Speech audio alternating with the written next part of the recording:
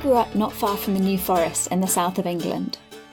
Like everything with the word new in the name, the New Forest is actually pretty old. In Edinburgh, where I live now, the new town is about 2.5 centuries old, and the name the New Forest dates back to the Domesday Book in 1086.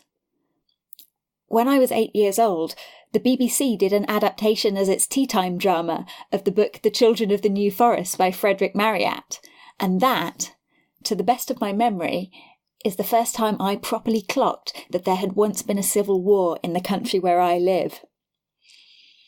Since then, it's felt like the Civil War in England was just a sort of background hum, an irrelevance. There's a statue outside the House of Commons in Westminster of Oliver Cromwell, and I knew that was controversial. I have a sort of mental image of what a Cavalier officer looks like and what a Roundhead looks like, and that was just about it. And doesn't that strike you as kind of odd? When I've told people I'm making a podcast about the Civil War, quite often they assume I mean Abraham Lincoln. And I never studied history properly past 16, but I remember spending months at school on the French Revolution, years on the Tudors, but practically nothing on the English Revolution. Even up here in Scotland, it seems like the Covenanters are often passed over in popular history for their grandchildren and great-grandchildren, the Jacobites. The more I looked at it, the weirder it became, and the more fascinating it became to me, and I started to look it up, to read about it, and to want to talk about it to everyone in sight.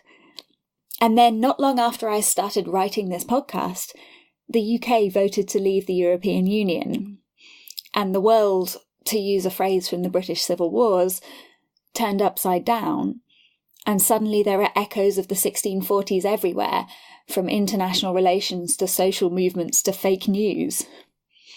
So here we are. Past Tense is a new podcast about history, specifically, if you will, about the bits of the past that are tense. This season is about the British Civil Wars, more or less between the late 1620s and about 1660. The idea is that the season will go out in 3 volumes, the first one through to what I guess is the first major battle in England at Edgehill, the second one up to round about the Declaration of the Republic in 1649, and the third one through to the restoration of the monarchy in 1660. My intention is not just to be very narrowly focused on England and Wales.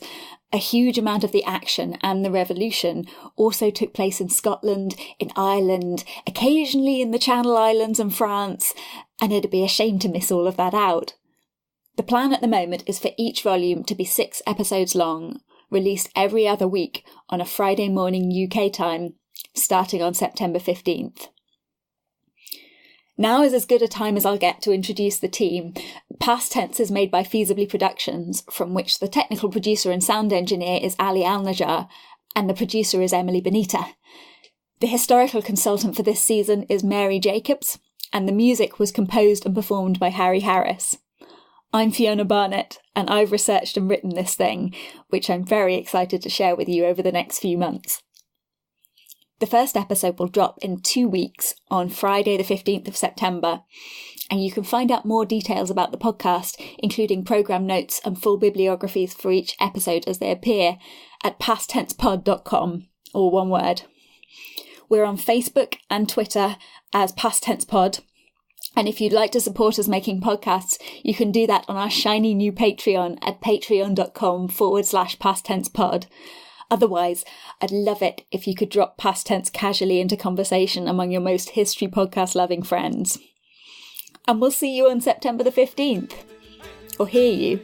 Or you'll hear me. Either way, I'm looking forward to it.